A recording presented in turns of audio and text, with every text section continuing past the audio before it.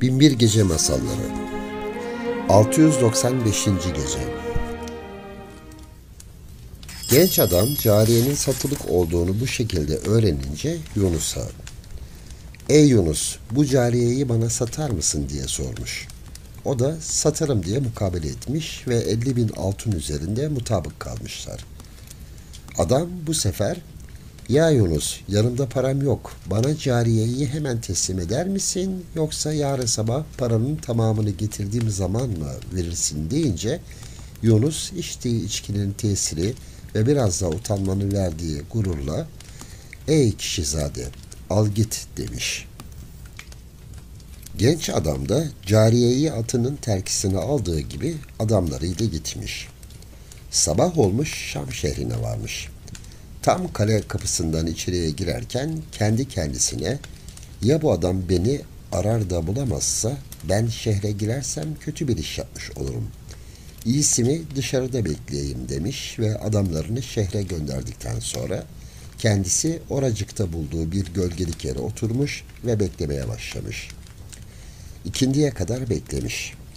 Nihayet uzaktan yedeğinde bir at ile cariyeyi alan gencin adamlarından birisi yanına gelmiş. Yunus'a "Ey efendi, sen cariyeni kime sattığını biliyor musun?" diye sorunca Yunus "Hayır, bilmiyorum." diye cevap vermiş. O zaman adam "Bu zat Halife-i Ruh-i Zemin Hişam bin Abdülmelik'in veliahdi Velid bin Hişam'dır" diye cevap verince Yunus hayret etmiş. Sonra yedek ata binmiş ve saraya gitmişler.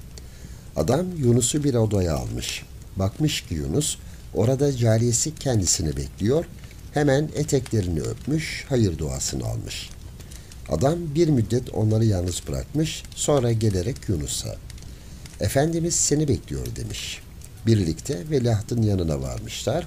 Veliaht Yunus'a iltifat etmiş ve "Sen cariyeni para vermeden sattığın için çok pişman oldun ve kendi kendine lanet ettin." demiş. 696. Gece. Yunus bu sözler üzerine utanmış ama cevap da vermiş. Demiş ki "Efendimiz, benim size verdiğim size nispetle kıymetsizdir. Bu şuna benzetilebilir ki denize nispetle bir taş neyse cariyem de size nispetle o kadar değersizdir." Veliaht bu sözlere gülmüş ve cariyeyi parasını vermeden aldığı için pişmanlık duyduğunu söylemiş. Sonra da "Ey Yunus, şimdi doğru söyle. Sen bu cariyeyi bana 50.000 altına satmaya razı mısın?" diye sormuş.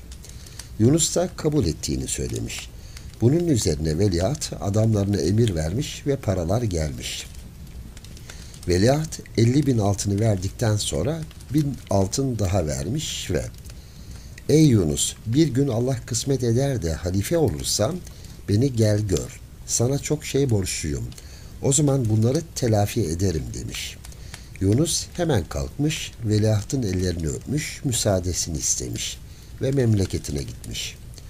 Aradan yıllar geçmiş. Günlerden bir gün veliahtın halife olduğunu öğrenmiş. Hemen Şam şehrine varmış. Halifeyi görmüş. Bir hareketin emniyet etmenin neticesi olarak ta hayatının sonuna kadar halifenin verdiği ihsanla müreffeh bir hayat geçirmiş. 697. Gece. Rivayet edilir ki Büyük Abbasi halifelerinden Harun Reşit yanında Veziri Cafer Bermeki olduğu halde tebliğli kıyafet gezerlerken bir su kenarında birbirinden güzel ve hepsi de adeta çıplak denecek kadar ince tüller sarılmış olan birkaç genç kız görmüşler. Genç kızlar kendi aralarında eğlenip gülerlerken bunlardan bir tanesi gayet nefis bir aşk şiiri okumuş. Halife bu şiire mest olmuş. Hemen kızların yanına gidip şiiri söyleyen kıza "Ey hatun, sen burada nerede oturursun? Efendin kimdir?" Genç kız tereddüt etmeden cevap vermiş. "Efendim, ben orta yerdeki evden ve ortası amudulu menzilindenim." Halife birden bu genç kıza tutulmuş, veziri Bermeki'ye "Ey vezirim, ben bu kızın izdivacına talibim. Hemen babasına git, kızı ile evlenmek istediğimi söyle." Allah'ın izni, peygamberin kavliyle kendisiyle evlenmek isterim. Cafer Bermeki hemen yerlere kadar eğilmiş, emir ferman Efendimiz'indir demiş. Cafer Bermeki oradan derhal genç kızın babasına varmış, halifenin kızıyla evlenmek istediğini bildirmiş. Aşiret reisi de halifenin emri baş üstünedir. Kızım Harun Reşid'in cariyesidir diye cevap vermiş ve derhal çeyiz hazırlıklarını yaparak saraya göndermiş. 698. Gece. Hatun'un sarayın harem dairesine girdiği gece halife büyük bir sevinç ile yanına varmış. O gece gerdeğe girmiş. Böylece muradına nail olmuş. Bir müddet saadetleri böylece devam etmiş. Nihayet günlerden bir gün halife sevgili babasının öldüğünü haber almış.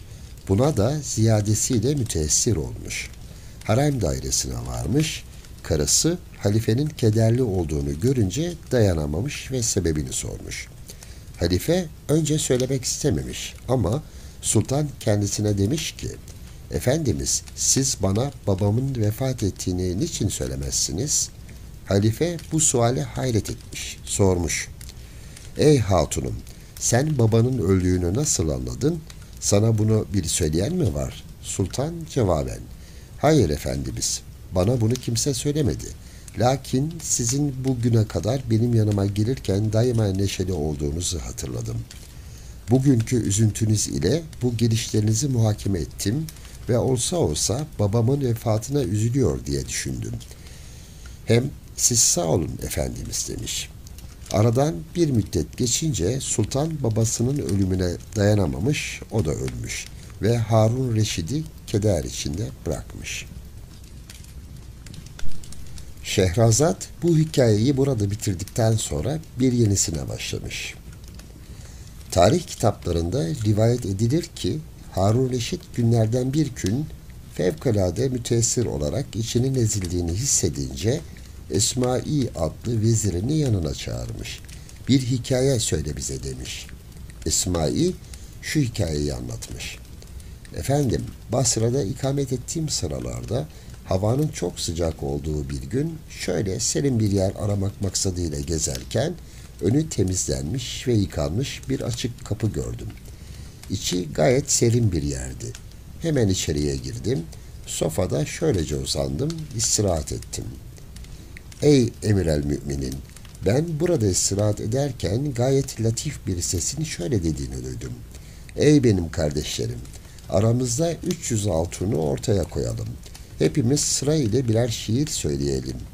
Her kimin şiiri güzelse bu parayı o alsın. Bu sözler biter bitmez bir odanın kapısı açıldı ve hatunlardan birisi yanıma gelerek, Ey şeyh, biz 3 kardeşiz. Aramızda bir bahse girdik. Seni bu işe hakem tayin ettik dedi ve içeriye gitti. Bana bir kalem ile kağıt getirdi. Ben de buna bir başka beyt ile cevap verdim. Hatun içeriye gittikten sonra bir sevinç avazesi duydum. Hemen kapı açıldı ve ilk hatun yanıma gelerek, Esma-i, bu altınları al benden, sana hediye olsun. Zira benim sözümü beğendin dedi. Ben de altınları aldım ve gittim.